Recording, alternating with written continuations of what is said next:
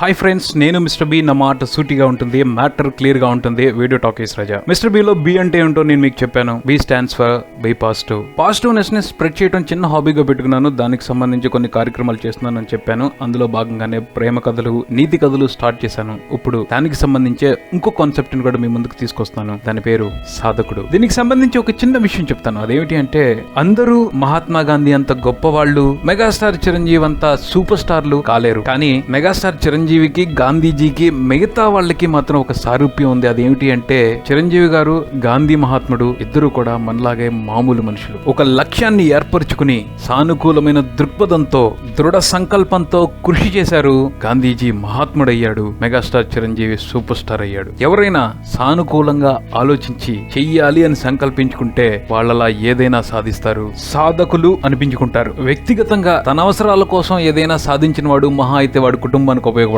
ఎంత చిన్న పని అయినా సరే అది సమాజానికి ఉపయోగపడే పని అయితే దానిని సాధించిన వాడే నిజమైన సాధకుడవుతాడు. అలాంటి వాళ్ళు టీవీల్లోనో, పేపర్లలోనో, ఇంటర్నెట్ లోనో కనిపించడం కాదు, మన చుట్టూతా కూడా ఉంటారు. అలాంటి వారిని మీ ముందుకు తీసుకొచ్చే ప్రయత్నమే ఈ సాధకుడు. ఈ పాయింట్ అనుకోగానే నాకు వెంటనే గుర్తొచ్చిన వ్యక్తి ఒక ఆయన ఉన్నారు. రీసెంట్ గానే జరిగింది. అతను ఒక 2 రోజుల పాటు నన్ను వదిలిపెట్టలేదు. అతని ఆలోచనలు, అతను చేసిన పనులు, అతనికి జరిగింది మొత్తం అన్ని కూడా నాకు వేరే ఆలోచన లేకుండా చేశాయి. సో ఈ కాన్సెప్ట్ ని ఆయన కథతోనే మొదలు పెట్టదలుచుకున్నాను. ఆయన పేరు రఘు. చాలా మంచి వ్యక్తి, అలానే స్థితిమంతుడు కూడా. తాతల తండ్రుల నుంచి వచ్చిన ఆస్తి చాలా ఉంది. పొలాలు, స్థలాలు, బిల్డింగులు, ఇలా చాలా ఉన్నాయి ఆయనకి. కావాలి అనుకుంటే కడుపులో చల్ల కదలకుండా కాలు మీద కాలేసుకుని హ్యాపీగా జీవితాన్ని ఎంజాయ్ చేసేయచ్చు. కానీ కూర్చుని తింటే కొండలైనా కరిగిపోతాయి కాదు, ఏదో ఒక పని చేయాలని ఉద్దేశించుకుని ఒక బస్సులో కండక్టర్ గా పనిచేసేవాడు. జీవితం సాఫీగా సాగిపోతుంది. పెళ్ళైంది, 2 పిల్లలు పుట్టారు. అంతా సక్రమంగానే సాగిపోతుంది అనుకున్న సమయంలో అతని ఆలోచనలు రాజకీయాల వైపు మళ్ళాయి. రాజకీయం అంటే దోచుకు తినటం అనేది ఒక సిద్ధాంతం. కానీ ఈయనకి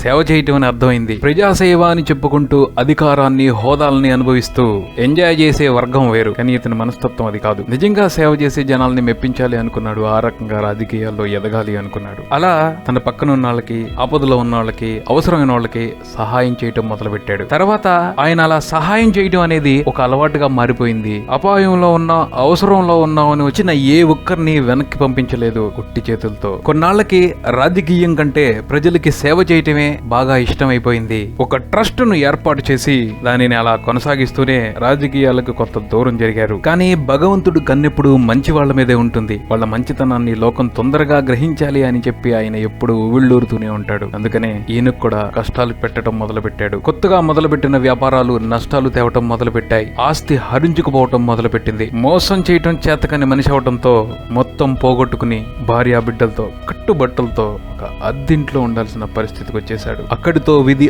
ఆయనతో ఆడుకోవటం ఆపలేదు. మరింతగా ఆయన మంచితనాన్ని పరీక్షించడం మొదలుపెట్టింది. ఆర్థికంగా దారుణమైన పరిస్థితి. ఇప్పటి వరకు పెట్టిన చెయ్యే కానీ కావాలి అని చాచిన చెయ్యి కాదు. దాంతో అడగటానికి ఆత్మాభిమానం అడ్డొచ్చి ఎన్నో రకాలైన ఇబ్బందులు పడ్డాడు. చివరికి పరిస్థితి ఎంతవరకు దిగజారిపోయింది అంటే, ఆయనకి జ్వరం వస్తే మంచి డాక్టర్ దగ్గరికి వెళ్లి చూపించుకోలేని పరిస్థితి. చాలా రోజులుగా ఒంటి మీద ఉన్న జ్వరాన్ని అలాగే ఉంచుకున్నాడు. మామూలు మందులు వాడాడు కానీ తగ్గలేదు. టైఫాయిడ్, డబుల్ టైఫాయిడ్ అయింది. పరిస్థితి చేయి దాటిపోతున్న సమయంలో బంధువులకి ఆరా వచ్చి పెద్ద ఆసుపత్రికి తీసుకెళ్లారు. అక్కడ పరిస్థితి విషమం అని తెలిసింది. అప్పటి వరకు రఘు పరిస్థితి ఇది అని బయట ప్రపంచానికి తెలియదు. తెలిసిన మరుక్షణమే ఆయన మంచితనం తెలిసిన వాళ్ళందరూ అతన్ని కాపాడుకోవడానికి నడుం కట్టారు. పెద్ద హాస్పిటల్ నుంచి సూపర్ స్పెషాలిటీ హాస్పిటల్ కి మారాడు. ఎంత డబ్బైనా ఖర్చు పెట్టి బతికించడం కోసం చాలా మంది వచ్చారు. డాక్టర్లు సాయశక్తులా ప్రయత్నించారు. కానీ దేవుడికి ఆయన మంచితనం కావాల్సి వచ్చింది. ఈ లోకం నుంచి తీసుకుని వెళ్లిపోయాడు. ఆయన చనిపోయి అమ్మ, భార్య, 2 పిల్లల్ని అనాథలను చేశారు. వాళ్ళకి ఏ ఆదరణ లేదు. లిటరల్లీ రోడ్డు మీద ఉన్నారు. చివరికి ఆయన శవాన్ని తీసుకెళ్లి ఏ ఇంటి ముందు పెట్టాలి అన్నది కూడా పెద్ద క్వశ్చన్ మార్క్. కానీ పెద్దలు పూనుకున్నారు. ఆయన చివరి కార్యక్రమాలను నిర్వహించడానికి ఆయన అమ్మేసిన ఇంటి ఓనర్ ఒప్పుకున్నాడు. శవాన్ని అక్కడికి తీసుకెళ్లారు. ఆ తర్వాత చకచక అన్ని పనులు పూర్తి చేసేద్దాం అనుకున్నారు. కానీ అన్ని పూర్తవటానికి, ముఖ్యంగా శవాన్ని శ్మశానాన్ని తీసుకెళ్ళడానికి 1.5 రోజులు పట్టింది. ఎందుకు అంటే, ఆయన వల్ల సహాయం పొందిన వాళ్ళు, ఆయన గురించి తెలిసిన వాళ్ళు చూడటానికి రావడం మొదలు పెట్టారు. ఎంతలా అంటే, వచ్చిన జనాన్ని కట్టడి చేయడం పోలీసులకు కూడా కష్టమైంది. బారికేట్లు కట్టారు. ఒక ప్రముఖుడిని చూస్తానికి వచ్చినట్టు జనం దండోపదండాలుగా వచ్చారు. అప్పుడు తెలిసింది రఘు సంపాదించుకున్నది ఏమిటి అని. అక్కడికి వచ్చిన ప్రతి ఒక్కరూ రఘు చేసిన మంచి పనుల్నే గుర్తు చేసుకున్నారు. అతని మంచితనానికి నివాళులర్పించారు. చాలా ఘనంగా అంతిమ సంస్కారాలను పూర్తి చేశారు. ఆ తర్వాత ఏ ఆదరణ లేకుండా ఉన్న ఆ కుటుంబం గురించి ప్రతి ఒక్కరూ బాధపడ్డారు. ఏదో ఒకటి చేయాలని నిర్ణయించుకున్నారు. ఒక పెద్ద మనిషి పూనుకున్నాడు. ఇతని మంచితనం ఊరికనే పోకూడదని నిర్ణయించుకుని ఆ ఫ్యామిలీకి ఇల్లు కట్టించివ్వడానికి సిద్ధమయ్యాడు. అక్కడితో సరిపోదు, ఇంకా ఏదో చేయాలి అనుకున్నారు. జనాలందరూ కలిసి ఓ నిర్ణయానికి వచ్చారు. ప్రతి సంవత్సరం ఆ ఊళ్ళో ఒక తిరణాలు జరుగుతుంది. ఆ తిరణాల కోసం ఊళ్ళో ఉన్న వాళ్ళందరూ చందాలు వేసుకుంటారు. ఎంతో వైభవంగా జరుగుతుంది ఆ తిరణాల. ఈ సంవత్సరానికి ఆ తిరణాలను ఆపేద్దాం, దానికోసం వసూలు చేసిన చందా మొత్తాన్ని కూడా ఆ కుటుంబానికి ఇచ్చేద్దాం, ఆ మహానుభావుడికి నివాళి అర్పిద్దామని ఊరు మొత్తం డిసైడ్ అయింది. అలాగే చేసింది. ఆ ఫ్యామిలీని కష్టాల నుంచి బయటపడేసింది. ఎంతమందికి దక్కుతుంది చెప్పండి ఆదరణ? నిస్వార్థంగా చేసిన సేవే ఇప్పుడు అతని కుటుంబానికి అండగా నిలిచింది. డబ్బును పొదుపు చేయండి, పాలసీలు కట్టండి, మీరు చచ్చిపోయిన తర్వాత మీ కుటుంబానికి ఒక ఆదరణ లభిస్తుంది అని ఇన్సూరెన్స్ కంపెనీలు ఓదరగొడతా ఉంటాయి. కానీ డిపాజిట్ చేయవలసింది డబ్బులు మాత్రమే కాదు, మంచితనం కూడా, నలుగురికి ఉపయోగపడే తత్వాన్ని. ఇంతకు మించిన పెద్ద పెద్ద పాలసీలు అవసరమా? మనం చేసిన ఎంత చిన్న మంచి పనైనా తప్పకుండా తిరిగి మనకి మంచే చేస్తుంది. సో ఫ్రెండ్స్, ఇది సంగతి. మంచిగా ఉండటం వలన ఎవరికి ఉపయోగం? దానివల్ల ఏం ఒరుగుతుంది? అందరూ పొల్యూట్ అయిపోతున్నారు, నేను పొల్యూట్ అయిపోతాను అని ఎక్కువగా వాదనలు వినపడుతున్నాయి. అలాంటి వాటికే బోల్డంత ప్రోత్సాహం లభిస్తుంది. కానీ అది కరెక్ట్ కాదు. అందుకు నిదర్శనం